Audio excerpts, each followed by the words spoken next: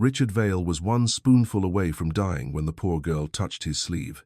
"Don't eat the soup," she whispered. The nearest guest stopped with a wineglass halfway to her mouth. Vale Manor glittered with crystal glasses, white roses, silver candles, and people rich enough to hide cruelty behind perfect manners. Richard sat in a suit hanging too loosely on his 72-year-old frame, founder of Vale Pharmaceuticals, praised for saving lives. But that night, his hand trembled over green basil soup. The girl beside him could not have been more than 11. Maya Torres, the daughter of a kitchen helper. She was not supposed to be there. She had only been sent in after a waiter spilled wine, and the staff needed someone small enough to carry clean napkins. Richard looked down at her fingers on his sleeve. "What did you say?" Maya swallowed. "That soup is wrong." Across the table, his wife, Celeste, gave a small laugh. Soft, controlled, almost kind. "Richard," she said, "the child is confused." The private doctor reached toward the bowl. The family attorney lowered his eyes, but Richard saw what no one else did. Celeste had not looked frightened. She had smiled before he put the spoon down. Maya pointed at the silver spoon. "I polished those in the kitchen," she whispered. "That one was bright when it left." Richard looked closer. The edge had turned dull and dark. "And yours smells different," Maya said. "Like metal." For months, doctors had called his dizziness age, his memory lapses stress, and his shaking hands grief. Richard lowered the spoon. The doctor's hand hovered above the bowl. Across the table, Celeste's smile disappeared, and Richard understood the party might not have been for his birthday. It might have been for his death. The first person to touch Maya was not a guard. It was her mother. Elena Torres came through the service doorway so quickly the tray in her hands rattled. Her face was pale beneath the kitchen heat, and for one terrible second Maya thought her mother might scold her, just to prove they were not the kind of people who caused trouble in rich houses. Instead, Elena put one hand around Maya's shoulder and pulled her back. "I'm sorry, Mr. Vale," she said, her voice small but steady. She didn't mean to interrupt. Maya looked up. "Mama, quiet," Elena whispered. The word was not angry. It was afraid. Richard Vale did not answer. He was still looking at the bowl. The soup had stopped steaming. A green ring clung to the porcelain where the spoon had moved through it. Across the table, Celeste Vale folded her napkin with perfect care. "There's no need to frighten the staff," she said. "The child is embarrassed. Let her mother take her back to the kitchen." Her voice softened the room again. She could make an order sound like mercy. Even Dr. Adrian Kessler, Richard's private physician, gave a patient smile Richard had seen too often during the last 6 months. "Richard," Kessler said, "sudden alarms can feel very persuasive when you're already fatigued." Fatigued. That had become the polite word for everything Richard could no longer explain. The morning he forgot a board member's name, Celeste called it fatigue. The night his hand shook so badly he dropped a glass, Kessler called it fatigue. The afternoon he woke in his study with no memory of sitting down. The attorney, Graham Pike, suggested documents for continuity. Richard had built his company by distrusting easy answers. Lately he had accepted too many because the alternative was worse. The alternative was that his own mind had begun to leave him. He turned to Maya. "How did you know the spoon was bright?" Elena's grip tightened. Maya's eyes flicked toward Celeste. Then the doctor. "I helped polish them," she said. "Before dinner. In the pantry." Celeste's expression did not change, but the pause before she spoke was a fraction too long. The kitchen staff should not be involving children in service preparation. Elena lowered her head. "It was my fault, ma'am. We were short 2 people." "We are always short something," Celeste said gently. "That doesn't mean we abandon standards." A few guests looked away, relieved to have something ordinary to judge. Richard heard the quiet machinery of shame turning against the poorest person in the room. In another year, perhaps he would have let it turn. But the bowl in front of him had changed something. "Bring me another spoon," he said. The doctor's smile thinned. "There's no medical reason to encourage this." "I didn't ask for a medical reason." A waiter hurried forward with a clean spoon. Richard dipped it into the same bowl. For a heartbeat, nothing happened. Then the shine at the tip dulled. Not black exactly, but cloudy. Maya did not look triumphant. She looked sick. Celeste stood. "Silver reacts to all kinds of ingredients. Vinegar, egg, salt. Any chef could explain it." "Then call the chef," Richard said. The service doorway stayed empty. That was the second thing Richard noticed. At every Vale dinner, the chef appeared whenever praised. But now, after the most important dish of the evening had been questioned, Nobody went to get him. Celeste glanced toward the service door. Chef Laurent had a family emergency after plating the first course. The sous chef is managing. Convenient, Richard said. The word surprised even him. Kessler leaned closer, lowering his voice enough to sound private, while making sure half the table could hear. Richard, this is exactly what I warned you about. Stress can create patterns where none exist. Richard looked at the untouched bowls around the table. The others still held their smooth green soup, pale and harmless under the candlelight. His alone had the faint green dust clinging to the rim. He could not prove anything. That was the worst part. A child had warned him. A spoon had changed. His wife had smiled. And still, in a room full of witnesses, the truth remained too delicate to hold. Celeste came around the table and placed a hand on his shoulder. "Darling," she said, "let's not turn your birthday into another episode." Another. The word landed softly, but it carried a record with it. A history. A file someone had been keeping. Maya heard it too. Richard saw her eyes move from Celeste's hand to Dr. Kessler's pocket, where a small blue pen showed above his jacket seam. Then Maya looked at Richard's bowl again. "Mr. Vale," she said, barely louder than breath, "why is yours the only one with the green powder on the rim?" Celeste's hand tightened on his shoulder, and Richard, for the first time in months, did not feel tired. He felt watched. Richard did not let the moment dissolve into Celeste's soft command. He stayed at the kitchen doorway, one hand on the frame, and looked first at Maya, then at Elena. The girl was still breathing too fast. Her mother stood half in front of her, ready to apologize, ready to run, ready to take the blame if blame became the only way out. That was what bothered Richard most. Everyone in the room had a title, a contract, or a reason to be believed. Maya had only what she noticed. Celeste moved as if the scene had already been settled. "Elena, take your daughter home. We'll discuss employment with the agency tomorrow." "No," Richard said. The word stopped the staff more effectively than a shout. Kessler adjusted his cuff. "Richard, we should reduce stimulation. You've had a distressing interruption." "I've had an interruption," Richard said. "I have not agreed to your explanation of it." Maya looked at the bowl on the steel table. She did not reach for it this time. She had learned quickly. In this house, touching the wrong thing could turn a witness into a suspect. Richard noticed that too. "Mrs. Torres," he said, "stand where everyone can see your hands." Elena's face tightened, but she obeyed. Then Richard looked at Jonah. "No one washes that spoon. No one moves that bowl. No one leaves this kitchen with anything connected to my plate unless I say so." Celeste gave a small, wounded laugh. "You are turning a child's fear into a household investigation." "No," Richard said. "I am turning a household habit into a record." Pike's eyes lifted at the word record. Kessler's pen remained clipped in his pocket, blue and still. Maya saw both reactions. That was the first new thing the next part of the night taught her. Powerful people feared evidence less than they feared evidence being named in front of witnesses. "Seal the bowl," he said. Pike stepped forward. "Richard, before you create a record," "I said seal it."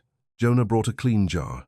Kessler scraped a portion of soup into it, sealed the lid, and wrote a label with his blue pen. He wrote Richard's name, the date, and Basil's soup sample. Maya noticed what he did not include. Silver reaction, metal smell, child warning. Richard noticed something else. "Where is the medication schedule from my place setting?" Celeste's face did not change. "I moved it before dessert. Guests don't need to see private medical information." "Bring it. It's in my sitting room, I assume." "You assume?" Kessler slipped the pen back into his pocket. Pike lowered his eyes, only for half a second. Richard saw it. The sealed jar seemed heavier on the table. "My wife believes the child is confused," Richard said. "My doctor believes the bowl is harmless. My attorney believes everything should remain private. That leaves very few people I can trust with a sample." Celeste's voice sharpened. "You cannot be serious." Richard looked at Elena. "Mrs. Torres, do you have a purse?" Elena understood the danger before Maya did. If she took the jar, she became responsible for whatever the rich people later said it meant. Evidence, theft, tampering, blackmail. A poor woman could be ruined by nouns. "I don't want trouble," Elena said. "I believe trouble is already here." Richard turned to Pike. "Write a receipt. Dr. Kessler, sign that the sample was taken from my bowl at my request. Mrs. Torres will hold it as a witness, not as staff." Pike looked as if he had been handed something unpleasant. Celeste said, "Richard, you are letting strangers make you afraid of your own home." Richard wrapped the recovered spoon in a linen napkin. Maya had found it in the bin, the tiny scratch under the handle proving it was the one she remembered. Its tip was still dull. "No," Richard said. "I am beginning to wonder why my home needs me afraid." Elena and Maya were not allowed to leave. Pike wrote the receipt himself, naming Elena a temporary holder of a sealed food sample and associated utensil at Richard's request. Richard signed it. Then he wrote a second note in his own hand. "Mrs. Elena Torres is not to be dismissed, detained, accused, searched, or removed from the property without my direct instruction. Her daughter is not to be separated from her." Celeste watched him write. Kessler watched his hand. Maya watched the tremor in his fingers and understood something that made her stomach hollow. He was fighting them while his own body was betraying him. When Kessler offered Richard his evening pills, Richard looked at the 2 white tablets in the doctor's palm. "What are those?" "Your evening dose. Put them in an envelope." Kessler's patient smile returned. "Medication does not work that way. Tonight it does." A thin line appeared in Kessler's jaw. Jonah brought an envelope without being asked. Kessler dropped the pills inside. Maya noticed how Celeste watched those pills leave his hand, not with fear, with calculation. That night, Richard did not sleep in the main suite. He moved to the library, the room Celeste disliked because it still held too much of his first life.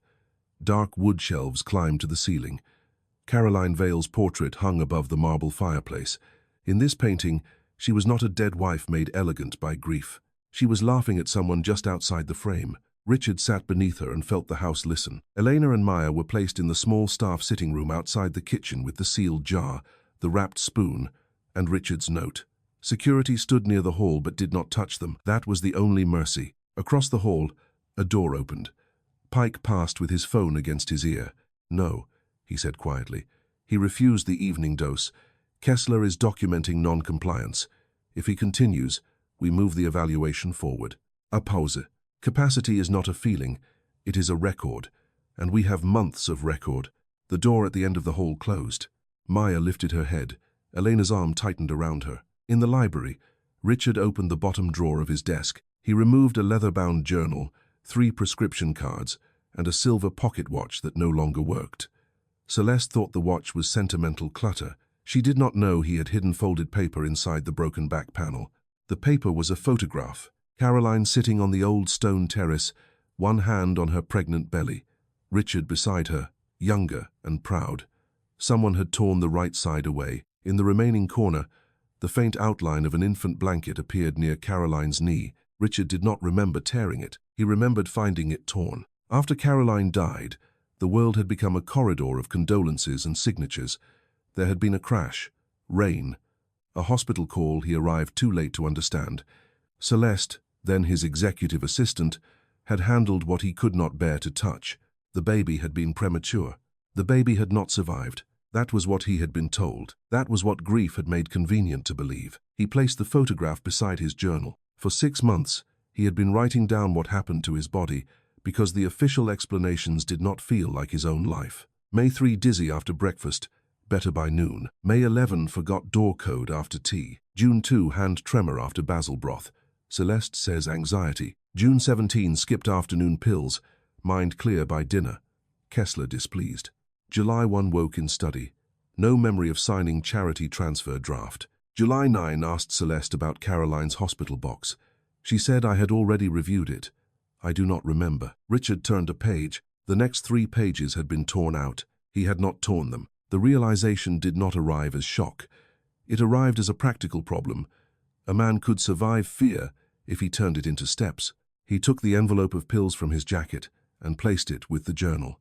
Then he reached for the old desk phone, the landline Celeste mocked because it made him seem antique. He dialed a number from memory. A woman answered on the 5th ring, rough with sleep. "Dr. Sayer?"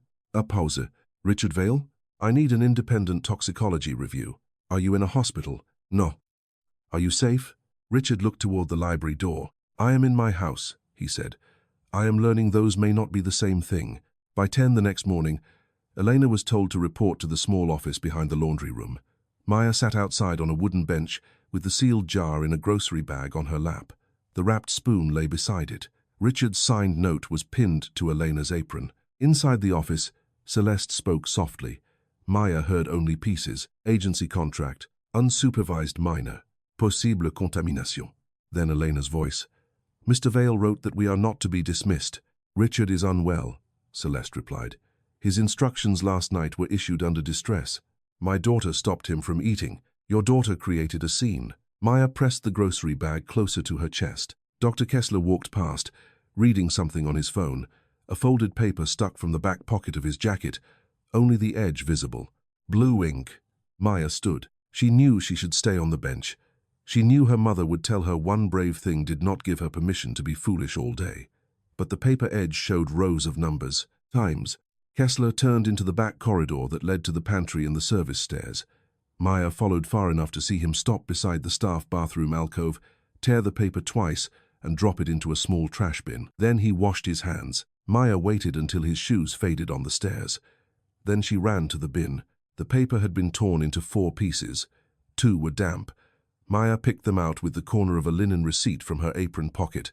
It was not the full schedule, but she saw enough. Breakfast, white tablet, basil broth evening. Blue corrections changed 7 to 6:30 and 9:15 to 8:40. At the bottom, 3 letters were circled twice. C. V. Maya stared at them. Celeste Vale, or something else. A door opened behind her. She shoved the pieces into her apron. Jonah appeared with towels. Maya, what are you doing? He threw something away. Jonah looked down the corridor and lowered his voice. Stop looking. They already searched Chef Laurent's locker. Why? They said he mishandled ingredients. Did he? Jonah's face made the answer complicated. Chef yelled last week that he wouldn't change Mr. Vale's dinner plan without written approval. After that, Mrs. Vale brought in Dr. Kessler's assistant to oversee supplements. Where is Chef now? Gone. And if he's smart, he'll stay gone. The office door opened. Elena stepped out with her jaw set and her eyes too bright. Celeste followed, holding a sealed envelope. This is administrative leave, Celeste said. Not termination. Yet, Elena kept her voice level. I'll wait for Mr. Vale. Mr. Vale is under medical care. Maya ran to her mother's side. Celeste's gaze dropped to the grocery bag. You may return the sample to Dr. Kessler. No, Elena said. Celeste tilted her head. Excuse me? Elena lifted Richard's signed note. It says I give it to Mr. Vale or someone he names in writing. Celeste stepped closer, her perfume cutting through the laundry smell. You think that paper protects you? No, Elena said. I think it tells me who is afraid of what I'm holding. For one moment, Maya thought Celeste might slap her. Instead, Celeste laughed softly. Mrs. Torres, women like us survive by understanding where power lives. You are confusing proximity with power. Elena did not look away. No, ma'am. I'm confusing nothing. Celeste's eyes moved to Maya. You have a brave daughter, she said. I hope bravery feeds her. She walked away, leaving the envelope on the bench. Elena did not pick it up. Maya pulled the torn paper from her apron. I found this. Elena's smile vanished. Maya. He threw it away. You followed Dr. Kessler? Only to the bathroom alcove. Elena pressed 2 fingers to the bridge of her nose. You are going to age me into dust. But look. They spread the pieces on the bench. Elena stared at the blue corrections, then at the initials. What? Maya asked. Seven. Celeste Vale? Maybe. Elena touched the paper without picking it up. Or Caroline Vale. Maya frowned. Who is Caroline? Elena looked down the hallway before answering. Richard's first wife. The one in the painting. How do you know? Elena folded the paper back into the linen receipt. Because my mother used to say that name when she thought I was asleep. Maya waited. Elena looked as if she had not meant to say that much. Your grandmother? She cleaned rooms at St. Agnes Hospital before I was born. She used to tell me not every lost child was lost by God. Some were lost by paperwork. Before Maya could ask more, a security guard approached. Mrs. Torres, he said, avoiding her eyes. Mr. Vale requests both of you in the library. Celeste was not in the library when they arrived. That made the room feel dangerous in a different way, as if absence itself could be a trap. Richard sat at his desk with a blanket over his knees. He looked worse in daylight. The skin under his eyes had a grey cast. His fingers moved restlessly against the arm of the chair, searching for steadiness. A woman in a navy suit stood near the fireplace. She was black, in her 60s, with silver hair pulled tight at the back of her head and a leather medical bag on the table. Dr. Leona Say, Richard said. Independent toxicologist. She does not work for me, my wife, or my company. Dr. Say looked at Maya and Elena with direct interest, not pity. You have the sample? Elena handed her the grocery bag. Dr. Say examined the jar, the receipt, the signatures, and the wrapped spoon. Chain of custody is messy but not useless.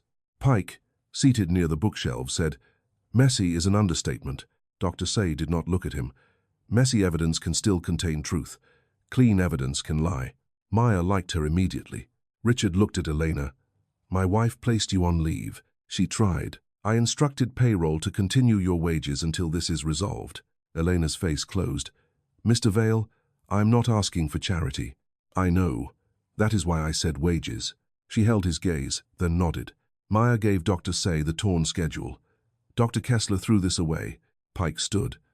Absolutely not. We are not accepting materials obtained from trash by a minor. Dr. Say held out her hand. I am. Pike's face tightened. Doctor, I'm not a court. I'm a scientist being asked whether patterns deserve scrutiny. Dr. Say laid the pieces on the desk. Richard leaned forward. His breathing changed when he saw the blue corrections. That was not the schedule I approved, he said. Pike said, schedules are adjusted all the time. Richard looked at him. By whom? Medical providers. Kessler told me last week the times had not changed. Dr. Say pointed to the bottom of the paper. CV. Does that refer to Celeste? Richard did not answer. His attention had caught on the other possibility, Caroline Vale. The room seemed to tilt under the old name. Maya looked from Richard to her mother. Elena's face had gone still. Richard noticed. What is it? Elena folded her hands together. Nothing that helps the soup. That is not what I asked. Elena looked at Maya, then at Richard. My mother worked at Street Agnes, years ago. She kept a box of things from patients who had no family come for them. I only know Caroline's initials because one item in that box had them. Richard's hand stopped moving. What item? A baby blanket, Elena said. White, green edge. Richard's face drained of color. Pike spoke sharply. This is irrelevant. Richard did not look away from Elena. Where is the blanket? Gone. We lost most of our things when our apartment flooded. Maya looked at her mother. You never told me. You were 6. Richard closed his eyes. When he opened them, the business part of him had come back by force. First the soup, he said. Then the ghosts. That was when Maya understood he was more frightened of the second. Dr. Say took the spoon, soup sample, and pills to an independent lab in a plain black case. She refused Kessler's offer to coordinate. She refused Pike's paperwork limiting the scope. She refused Celeste's request to wait until Richard's neurological review. By noon, Celeste had adjusted. She moved the battlefield from kitchen to record. Richard's private nurse delivered a written note. Doctor, Kessler recommended an immediate cognitive capacity evaluation due to paranoid ideation, refusal of prescribed medication, and fixation on staff, induced contamination theory. Richard read it twice. Maya watched from the chair near the fireplace. Celeste had objected to her presence. Richard had said Maya was a witness. Pike had said witness was a legal term. Richard had said he was using it as an English one. They're making it about your mind, Maya said. Richard gave a humorless smile. They have been making it about my mind for months. Last night simply gave them better stage lighting. Can they say you're not allowed to decide things? Pike answered before Richard could. A person's legal capacity is complex. Maya looked at him. That means yes. Richard almost smiled. That is the correct translation. A knock came. Celeste entered without waiting. Dr. Kessler followed with a leather folder. Behind them was Margaret Holland from the company board's risk committee. Richard's eyes moved to the folder. Celeste saw him notice. Margaret came because the board is concerned. The board does not live in my house, Margaret said carefully, but the company depends on your stability. My stability is fashionable today. Kessler placed the folder on the desk. Richard, nobody is attacking you. We are trying to protect you from decisions made under stress. Richard tapped the torn schedule. Did you change these times? Kessler glanced at the paper. I made adjustments consistent with symptom management. You told me you had not. I said there were no significant changes. Dr. Say would have called that a lie wearing a lab coat. Celeste moved behind Richard's chair, not touching him. Darling, the child heard words she didn't understand. She found trash. You are building a case out of kitchen scraps. Maya's cheeks burned. Elena put a hand on her knee. Richard opened his journal. May 3rd, dizzy after breakfast. May 11th, memory gap after tea. June 2nd, Tremor after basil broth. June 17th. Skipped afternoon pills. Mind clear by dinner. July 1st. Woke in study with no memory of signing a charity transfer draft. Margaret's face changed slightly at the last line. Pike noticed. Personal journals are subjective. Richard turned the journal toward him. Then subjectively, someone tore out 3 pages. Kessler sighed. Patients under stress sometimes destroy records and forget. Maya looked at him. You blame everything on forgetting. Kessler's expression cooled. And you blame everything on poisoning. I never used that word. Richard watched Kessler then. The doctor had. Celeste stepped in. Richard, please. Margaret is not here to investigate kitchen drama. The board needs assurance you can continue without risk. What risk? Margaret cleared her throat. The transfer agreement scheduled for next week. If there are questions about your capacity, opponents could challenge any major decision you sign. Opponents, Richard said. Meaning my own wife. Celeste's face tightened. Meaning anyone who might exploit weakness. Richard looked at the folder as if it had become a second bowl of soup. I will not sign anything today, he said. Kessler's voice softened. Then we document refusal. Document whatever helps you sleep. Celeste leaned near his ear. Maya caught only the final words. Humiliating yourself in front of employees. Richard looked at Elena and Maya, then at Margaret. No, he said. I am learning who becomes embarrassed when poor people are allowed to listen. The first test results returned that evening. Dr. Say did not use the front door. Denise Arlen, Vale Pharmaceuticals' chief security officer, brought her through the side entrance. Denise had once been a federal investigator, and she looked at every hallway as if it might be lying. Celeste arrived in the library 2 minutes later. Kessler came with her. So, Celeste said, we are hosting an investigation now. Richard said, we are hosting consequences. Dr. Say placed a report on the desk. This is preliminary, not courtroom final, but enough to act carefully. Kessler folded his arms. Preliminary is often misleading. It can be, Dr. Say said. So can private medicine. She pointed to the soup sample. No common acute poison detected in the quick screen. Celeste's shoulders relaxed by a fraction. Maya felt the air leave her. No poison. The words moved through the room before anyone said them. Kessler looked at Richard with gentle disappointment. I understand fear can feel like evidence. Celeste turned to Elena. This has gone far enough.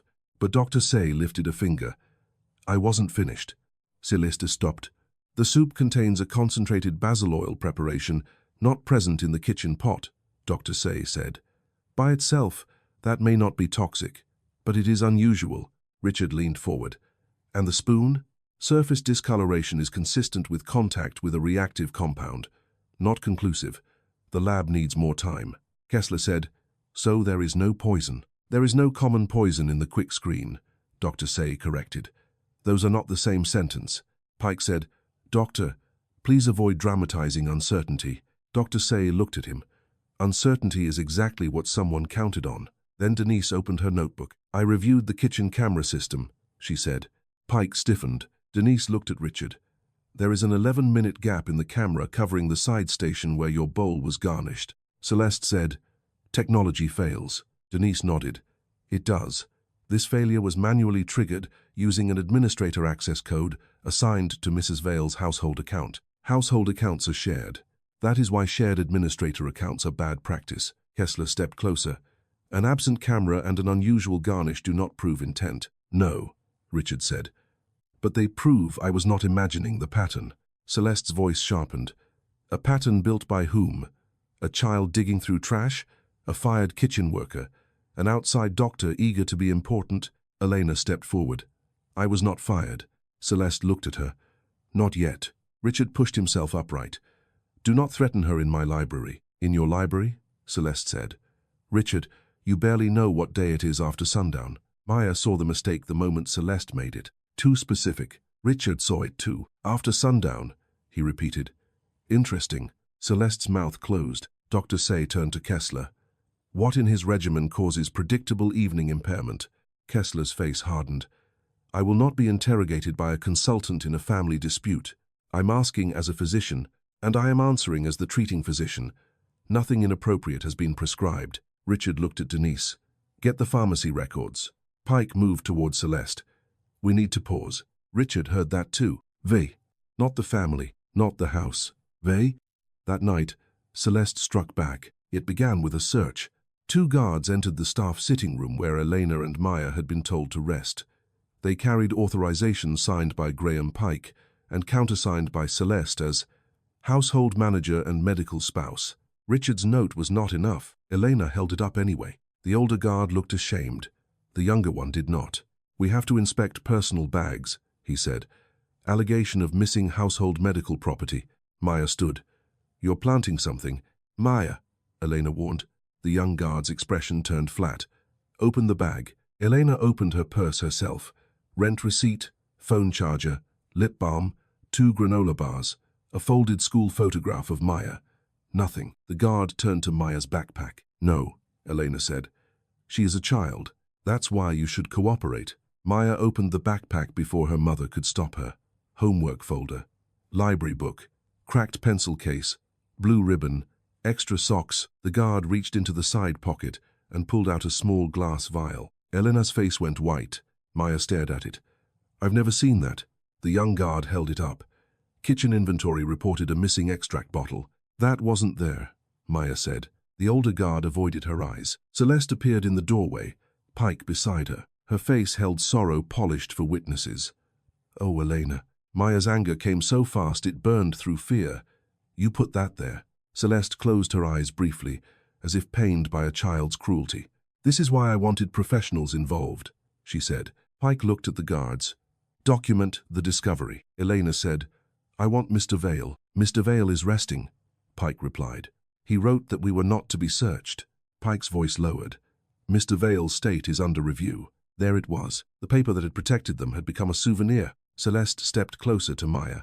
"You are very young. People may forgive you if you tell the truth now. Did someone ask you to frighten Richard? Was your mother hoping for money?" Elena moved so quickly Celeste took one step back. "My daughter is not your excuse," Elena said. Celeste's face chilled. "Then perhaps she is yours." Within 30 minutes, the Society blog updated. Sources say a suspicious vial was found among belongings of the child involved in last night's disturbance at Vale Manor. Maya read it on Jonah's phone until the words blurred from rage, not tears. Suspicious vial, involved child, disturbance. Nobody needed to say liar. They built the word around her. Richard did not learn about the search from Celeste. He learned from Denise Arlen, who entered the library without knocking and said, "They planted evidence." Richard was struggling through a wave of dizziness even though he had refused Kessler's pills. That frightened him more than he wanted to admit. "What?" he asked. Denise gave him the report. The vial they found in the child's backpack was logged as missing at 8:02 last night, during dinner. "Yes," before Maya reached the dining room. "Who logged it?"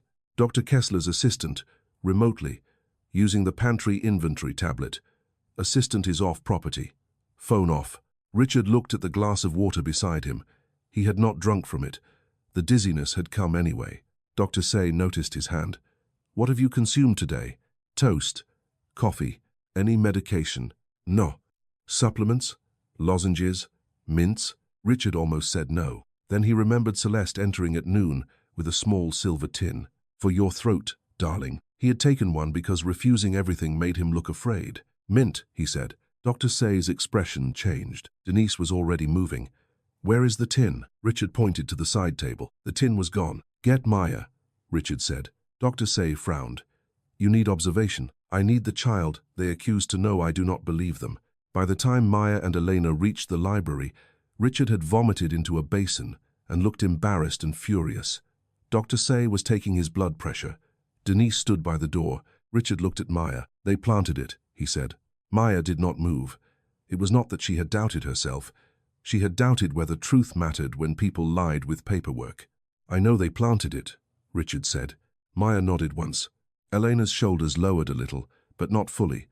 "Can you prove it?" "Not yet," Denise said, "but we are getting closer." Maya stepped nearer to Richard. "You look worse. Did you eat something?" "Possibly a mint," Dr. Say said. "Where did it go?" "The tin is missing." Maya looked around the library.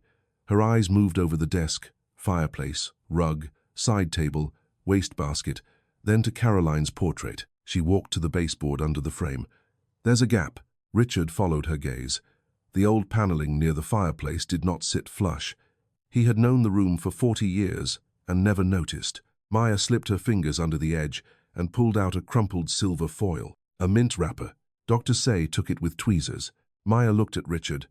People who hide things in rich houses still hide them like people. Richard let out a breath that was almost laughter and almost pain. How would you know? Poor people hide things too. We just hide smaller. The mint wrapper changed the investigation, but it did not solve it. The quick test showed only a trace sedative. The camera gap pointed to Celeste's sitting room tablet, but she claimed the account was shared. The vial had been logged missing before Maya reached the dining room, but Kessler called it a timing error. Pharmacy records showed 2 medication substitutions that matched Richard's worst symptoms, but both looked defensible on paper. Nothing was enough alone. That was Celeste's design. Not one bridge to the crime, but fog. The next morning, she requested an emergency family capacity conference. Not in court. Not yet. That would be too public. In Richard's own conference room, beneath awards for medical innovation and public service, Margaret Holland would attend for the board. Graham Pike would attend as family counsel. Kessler would attend as treating physician. Celeste would attend as spouse. Richard could attend, of course. That was how they phrased it, as if a man were being invited to the conversation about removing his own authority. Before the meeting, Richard removed the torn photograph from his journal. "Elena," he said, "I need to ask something, and you can refuse." Elena's posture changed. Richard placed the photograph on the table. "This is Caroline. The right side was torn away.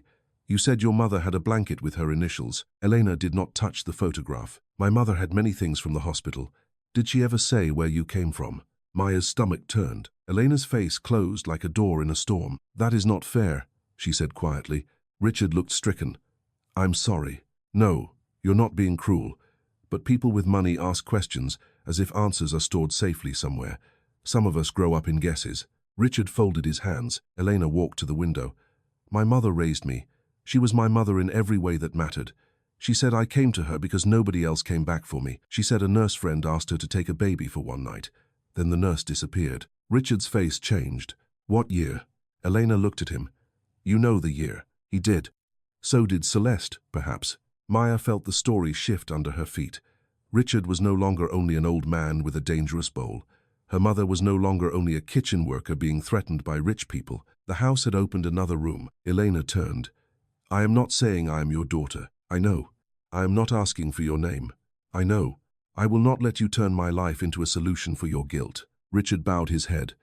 "That is fair." Maya looked at her mother with new awe. Elena had never seemed poor in that moment. She seemed like the only person in the room who owned herself. Richard slid the photograph back into his journal. "After the meeting, I would like your permission to look for records. Not to claim you, to learn what was done." Elena took a long breath. After the meeting, the conference room had been arranged to make Richard feel outnumbered. Celeste sat at the far end, not beside him. Kessler sat near the medical file. Pike sat near the legal documents. Margaret Holland sat with a tablet. Linda Cho sat across from Pike with a pen and no expression. Denise stood near the sideboard. Dr. Say sat with her bag at her feet. Maya and Elena were not invited. Richard brought them anyway. Pike objected immediately. "This is inappropriate." Richard sat at the head of the table. "So is discussing my capacity with the people who may benefit from removing it." Celeste lowered her eyes, the picture of wounded dignity. "I benefit from your health." "No," Richard said. "You benefit from managing the definition of my health." Kessler opened the medical file. "Richard, your behavior has become erratic." "List it." "Refusal of medication. Medication now under review. Suspicion toward your spouse. Spouse connected to a deleted camera gap." Celeste said, "Allegedly." Richard looked at Kessler. "Continue. Reliance on statements from a minor child with no medical training." Maya sat straighter. Richard said, "The minor child noticed a spoon, a smell, a residue, a schedule correction, a missing object, and a planted vial before any professional in this room admitted concern. I would like that in the minutes." Linda Cho wrote it down. Kessler continued, "Paranoid interpretation of normal household events." Dr. Say said, "Normal household events include hidden mints with sedative traces." Kessler looked at her. "Preliminary trace. Unconfirmed. Then why rush a capacity decision before confirmation?" Margaret Holland looked up. Celeste placed both hands on the table. "Because delay can harm Richard. Everyone here acts as if I enjoy this. I have held his hand through nights when he did not remember where he was. Through episodes he refuses to acknowledge because pride matters more to him than safety. Her voice trembled at the edges. It was a good performance because some of it might even have been true. Richard had been confused. He had been proud. He had been afraid. A lie worked best when it carried a piece of real grief. Celeste turned to him. "You think I wanted our marriage reduced to accusations from strangers?" Richard opened his journal. "I have been confused. That is why I wrote things down when I was clear." Kessler said, "A journal can be influenced by fear. So can a medical record influenced by a doctor." Linda Cho's pen moved again. Richard turned to Margaret. "Any transfer agreement signed in the last 90 days is frozen pending independent review. Any new transfer requires confirmation by Dr. Say and one court-recognized physician not affiliated with my household." Pike stood. "You cannot unilaterally change documents already prepared. I can refuse to sign them." Celeste looked at Kessler. The glance was small. Denise saw it. So did Maya. Kessler closed his file. "If you refuse a safety plan, I will recommend temporary medical supervision outside the home." "Where?" "Westbridge Neurological Center." Dr. Say sat up. "That is a private facility where you hold admitting privileges. It is appropriate. It is controlled." Kessler's voice chilled. "Care continuity matters more than emotional theatrics." Maya remembered the words she had heard through the vent. If he stayed clear, he might remember something. Richard looked at Kessler. "If I go there, who controls visitor access?" "Your spouse and treating team." "Medication?" "Treating team." "Communication?" "For a patient under evaluation, communication may be limited." Richard turned to Celeste. "There it is." Celeste's face hardened. "There what is?" "The room you were trying to build around me." Pike pushed a document forward. "Richard, sign the limited medical consent. It protects everyone." The signature line waited like an open mouth. Richard picked up the pen. Elena inhaled. Maya almost stood, but Richard did not sign. He turned the pen between his fingers and examined it. Blue ink. He looked at Kessler. "Your pen." Kessler frowned. "What? You corrected the schedule in blue." "I use blue pens. So do half the people in this house. Then we will not rely on pen color." Richard set the pen down. "Denise." Denise connected her laptop to the wall screen. Pike objected. Linda Cho overruled him because the board representative was present and Richard had authorized the display. The screen showed access logs. Denise said, "At 7:48 p.m., the night of the dinner, the kitchen side station camera was disabled for 11 minutes from the household administrator account. The tablet used was located in Mrs. Vale's sitting room." Celeste said, "Shared account." Denise clicked. "During those 11 minutes, the digital lock on the sitting room door opened, using Dr. Kessler's guest credential." Kessler's mouth tightened. At 8:02, Dr. Kessler's assistant logged the extract vial as missing from pantry inventory. At 8:11, Maya Torres is visible on the fireplace camera, carrying napkins into the dining room. At 8:17, she touches Mr. Vale's sleeve. Denise turned to the table. The child could not have stolen a vial reported missing before she reached the room. Celeste said, "Unless someone else gave it to her." Elena's voice was quiet. "There it is again. You need us poor enough to be guilty." Celeste looked at her with open dislike now. Dr. Sai placed another paper on the table. The mint wrapper showed trace sedative. The substituted evening pill increases sedation risk when combined with one of Mr. Vale's prescribed medications. Not illegal by itself. Dangerous in pattern. Kessler leaned forward. "Speculative." Dr. Say nodded. "So I called the pharmacy." For the first time, Kessler did not have an answer ready. "Your assistant requested the substitution. Twice. Both times using authorization under your account. My assistant handles routine refills." And disappeared after the dinner. Kessler looked at Pike. Pike looked at Celeste. Richard watched the triangle form. Celeste stood. "This is enough. Richard, you are being manipulated by people who want access to your money and guilt." Richard looked at her. "Which guilt?" She stopped. He removed the torn photograph from his journal and placed it on the table. "This one?" Celeste's face changed before she could prevent it. Richard laid the photograph flat.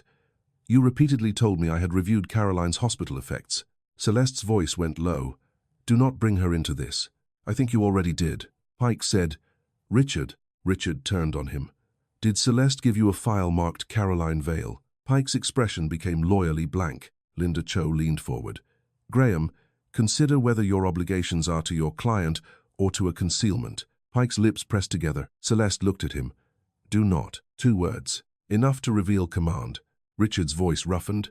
What was in the file? Celeste's hand curled against the table. You are not well enough for this. What was in it? Pain, she snapped. That is what was in it. Pain you kept worshipping until there was no room for anyone living. The conference room tightened around the question. Richard did not look surprised. He looked sad. There was a child, he said. Celeste's face twisted, not with guilt alone, but with old resentment. There was a premature infant in a hospital full of confusion after a crash, she said. There was a dead wife, a destroyed man, reporters outside, doctors contradicting each other. There was no clean miracle waiting for you. Elena stood slowly. Maya reached for her hand. Richard's voice dropped. Was my daughter alive? Celeste closed her eyes. Kessler said, Celeste, don't. Richard turned to him. You knew? Kessler did not answer. Celeste opened her eyes. I knew there was a call. A nurse claimed a baby had been transferred. There was no proof she was yours. You hid it. I protected you. Richard stared at her. Celeste's pain sharpened into anger. You were broken. The company was collapsing. Your wife was dead. I was the one holding your life together while everyone else sent flowers and went home. So you let my child vanish? I did not take her. You let her vanish. I chose the living man in front of me over a rumor in a hospital file. Elena's hand slipped from Maya's. Richard saw it. Elena. She did not answer. Celeste looked at Elena, then Maya, and understood the danger of her own confession. No, she said. This is why I kept it buried. Because grief makes patterns. Every poor woman with a sad childhood becomes a missing daughter if the story is useful enough. Elena's voice was steady. I did not come here with a story. No, Celeste said. Your daughter brought one for you. Maya stood. I brought soup. The sentence was so plain that even Margaret Holland looked down. Richard took the unsigned consent document and tore it in half. I am done being managed, he said. Kessler stood. Then I am documenting refusal of care. Dr. Say stood too. And I am documenting suspected medical manipulation. Denise closed her laptop. And I am forwarding access logs to outside counsel and law enforcement. Celeste looked at Richard. For one moment, the mask was gone. You think they will love you because you believe them? She asked. They will take what they can. They always do. Richard looked at Maya and Elena. Then at Celeste. No, he said. That is what you did. The legal fight began before the emotional one had time to settle. Celeste denied everything through attorneys. Kessler's counsel called Dr. Say's review incomplete. Pike withdrew as Richard's personal counsel. Margaret Holland informed the board that an independent governance review was necessary. Maya and Elena were moved to a secure guest suite because Denise refused to leave them under a keycard system controlled by Celeste. Downstairs, Richard agreed to hospital observation at a university medical center, not Westbridge. Celeste objected through counsel, but the court temporarily limited her medical authority until review. By midnight, Richard left Vale Manor by a side entrance. Maya watched from an upstairs window as the ambulance pulled away without sirens. When Richard saw her, he raised 2 fingers. Not a wave exactly, a promise not to disappear. At the hospital, Richard learned that safety could feel like punishment. The university room had no antique desk, no portrait of Caroline, no chandelier to make illness look dignified. Nurses scanned every medication before it touched his tray. A patient advocate introduced herself without asking Celeste for permission. Dr. Say wrote dosage times on a whiteboard where anyone could see them. Richard hated how relieved he felt. On the second evening, Maya and Elena visited with Denise. They stayed near the door until he invited them closer. I owe you both an apology before I owe you answers, Richard said. Elena folded her arms. You already said something at the house. I said enough to slow them down, not enough to make it right. He looked at Maya. I let people with credentials speak over you because their voices sounded like the kind of danger I understood. Yours sounded like trouble. Maya did not know what to do with an apology from a billionaire in a hospital gown. She looked at the whiteboard instead. Are the times right now? She asked. Dr. Say, standing by the sink, answered before Richard could. Yes, and visible. That helps, Maya said. Richard smiled faintly. You would have made an excellent auditor. No, Elena said. She is going to finish school first. The correction was gentle, but it placed a wall where money might have walked in too fast. Richard understood. He had spent a lifetime offering solutions that looked generous because he was the one holding the pen. He turned to Elena. If the Caroline records lead where I think they may lead, nothing changes without your consent. Everything has already changed. Elena said. Yes, Richard said, but I do not get to decide what it means. Maya watched her mother's face. Elena did not soften. Not exactly, but she stopped standing like the nearest exit was the only honest thing in the room. Outside the glass door, a nurse checked the chart and moved on. No one asked Celeste. No one looked to Kessler. For the first time since the birthday dinner, Maya saw a system doing something simple and decent, making one person's body harder for another person to own. It did not fix the past, but it gave the truth a place to breathe. The next week moved through labs, offices, and rooms where people said, alleged, until Maya hated the word. At the University Medical Center, Richard's symptoms improved under supervised medication. His tremor remained, but the predictable evening collapse stopped. Dr. Say's expanded report found no single dramatic poison. It found a pattern. Medication substitutions, sedating traces in mints, concentrated basil oil, added only to Richard's serving, and timing changes that increased confusion when documents were presented. Denise found Chef Laurent, who admitted he had refused to add Kessler's supplemental basil preparation to Richard's bowl. Kessler's assistant was later found with payments tied to Celeste's trust, and her story changed after Denise showed the planted vial timeline. Graham Pike turned over documents after an ethics complaint. Among them was a scanned folder labeled CV Personal Effects, Street Agnes. Inside was a message slip from 34 years earlier. Infant female believed connected to Caroline Vale, transferred under temporary care. Urgent confirmation requested. Call returned. No record. No proof of Elena. Not yet, but enough to reopen the past. Elena read the copied message slip in the hospital waiting room after the others left. Maya watched her mother trace the words without touching them. Infant female. Temporary care. Call returned. No record. The phrases were too cold for something that might have carried a whole life. Do you want the DNA test? Maya asked. Elena folded the paper once, then unfolded it again. Want is the wrong word. What is the right word? Need. Fear. Maybe anger. Richard, seated across from them with a blanket over his knees, did not interrupt. That was new for him. In the past, he would have filled the quiet with offers, lawyers, solutions, names of specialists. Now he held a paper cup of water and waited like a man learning that patience could be a kind of apology. Elena looked at him. If this is true, Rosa Torres is still my mother. Yes, Richard said. I will not let any report make her sound like a temporary substitute. It won't. You don't control that. Richard accepted the correction. Then I will not speak as if I do. Maya saw how hard that cost him, not because he wanted to argue, but because power had trained him to repair discomfort quickly.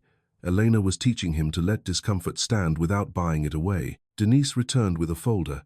There is one more thing. The nurse who wrote the message died 12 years ago, but her daughter kept a storage box. We may have a handwritten note from Street Agnes. Elena closed her eyes. Maya expected hope to look bright. Instead, it looked heavy. Richard did not reach for the folder. He looked at Elena first. May she open it? He asked. That small question changed the room. Elena breathed out slowly. Yes. Denise opened the folder. Inside was a photocopy of a note written in uneven blue ink. Baby moved for one night. Mother deceased. Father not reached. Woman from housekeeping trusted. Must correct file. No name. No full proof. But enough to make the old lie look less like confusion and more like a choice. The Justice Wait hearing took place in a medical board conference room with beige walls and microphones that made every voice sound too close. Maya sat between Elena and Denise. She wore her school cardigan because Elena said hearings were not places to dress like you were begging. Richard sat across the aisle in a dark suit, thinner than before but upright. Dr. Say sat behind him with her report. Celeste sat with two attorneys. Dr. Kessler sat with a lawyer who whispered urgently. The board chair summarized the matter without drama. A treating physician accused of inappropriate medication management. A spouse accused of interfering with medical autonomy. A household worker and minor child accused publicly before evidence supported the claim. A patient whose capacity had been questioned by people seeking control over decisions. Maya listened to adults, turned terror into bullet points. Then Dr. Say testified. She did not call Kessler evil. She explained timing, substitution, sedation, food-based delivery, documentation gaps, the difference between a treatment plan and a pattern of control. Kessler's attorney suggested Richard's age explained everything. Dr. Say replied, Age does not delete cameras. The room did not laugh, but several pens stopped moving. Chef Laurent testified by video. Kessler's assistant testified with her eyes on the table. Denise testified about the planted vial. Then the board chair asked Maya to speak. Elena's hand found hers. Maya walked to the microphone. Her feet barely touched the floor in the chair they gave her. "Tell us what you saw," the chair said kindly. Maya looked at Richard, then at Celeste. "I saw the spoon change," she said. "I smelled metal. I saw Mrs. Vale smile before Mr. Vale put it down. I saw Dr. Kessler's blue changes on the schedule. I heard them say, if Mr. Vale stayed clear, he might remember something."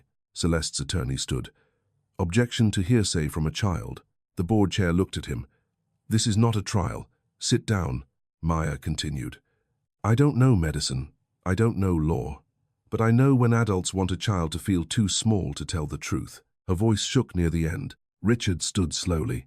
The chair said, "Mr. Vale, you will have your turn." "This is her turn," Richard said. "I only want one sentence."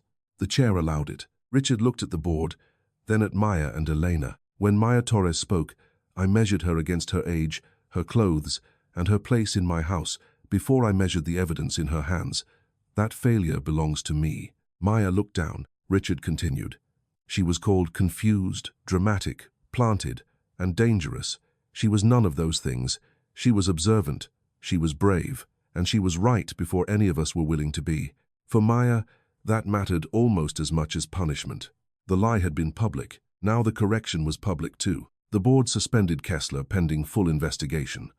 The court extended restrictions on Celeste's medical authority and referred the planted evidence matter to prosecutors. Graham Pike's conduct went to the Bar Association. Vale Pharmaceuticals froze all transfer documents tied to Richard's questioned capacity. The systems moved slowly, but for once, they moved. 3 weeks later, Maya returned to Vale Manor for the first time since the ambulance. She did not want to go. Elena did not either. Richard no longer lived there full-time. He had moved to a smaller house near the medical center, with fewer hallways and no staff entrance. But Denise needed Elena to identify something found in the old basement storage room, in a box Celeste had marked for shredding before the court order froze household records. The box sat on the library desk. Maya stood near the fireplace under Caroline's portrait. The panel gap where she had found the mint wrapper had been repaired. She did not like that. Some gaps should stay visible. Richard entered slowly with a cane. He looked better, but not restored. His hand still trembled when he reached for the chair. Elena noticed and did not rush to help him.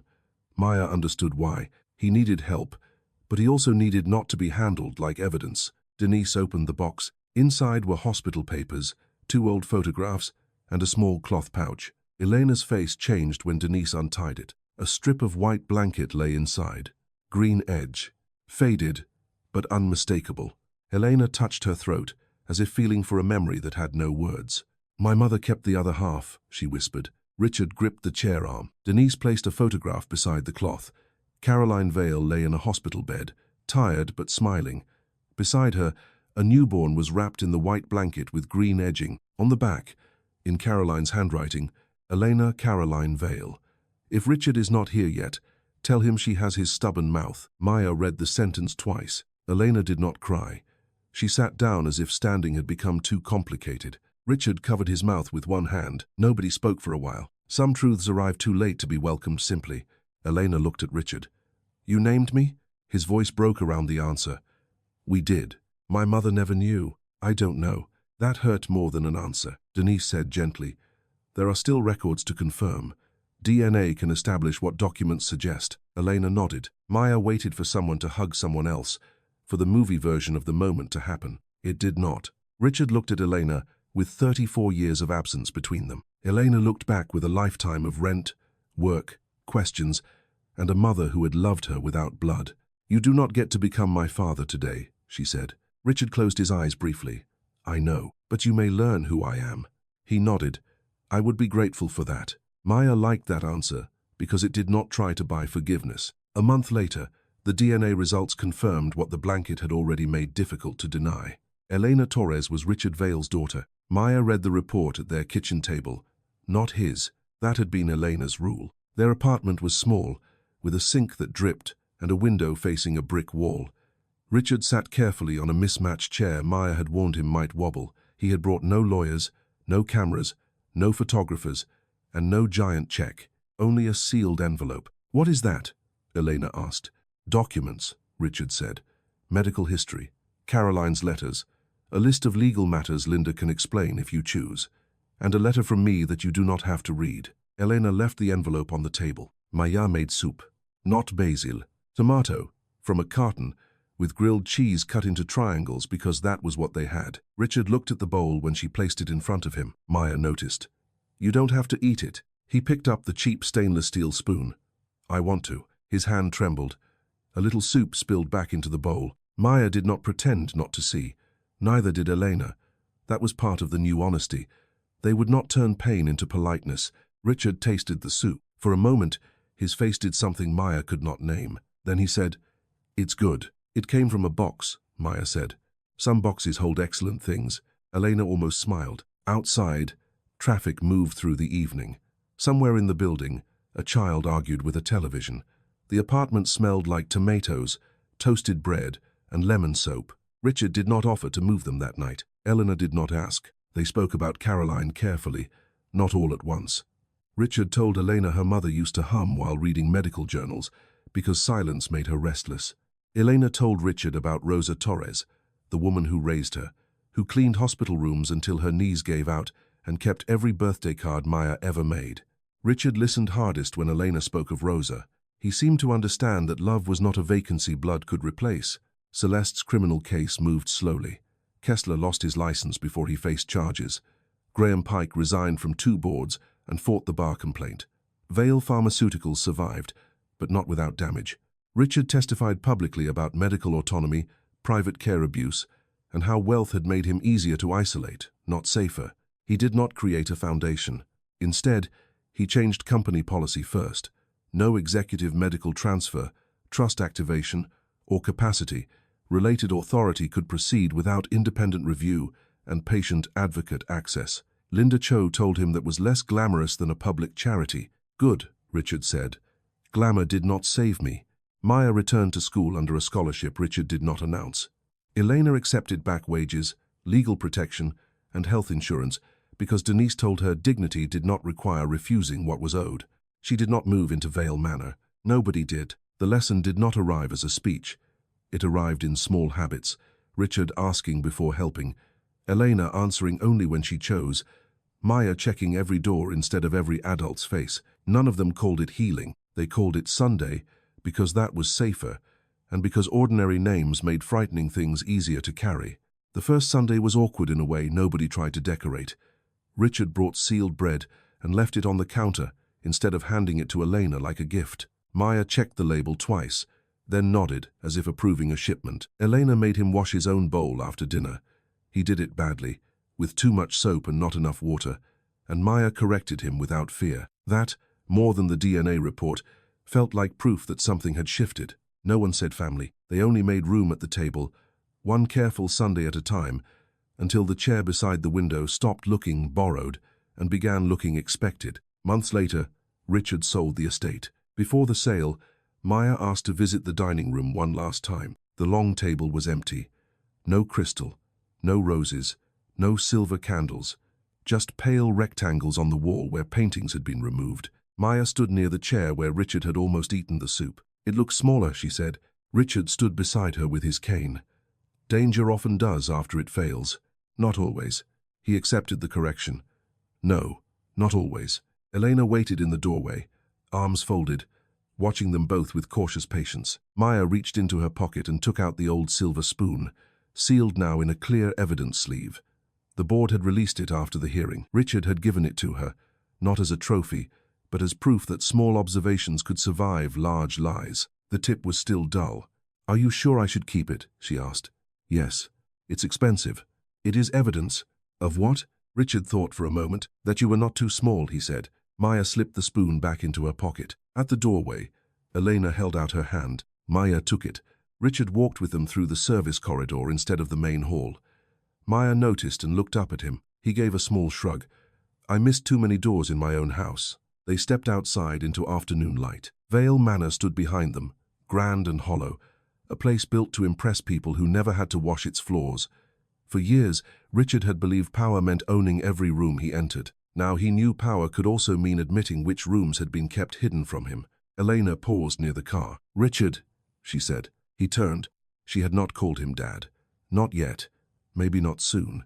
Maybe someday, in a voice that did not feel borrowed. But she said his name without distance. That was enough for the day. "Next Sunday," she said, "Maya is making soup again.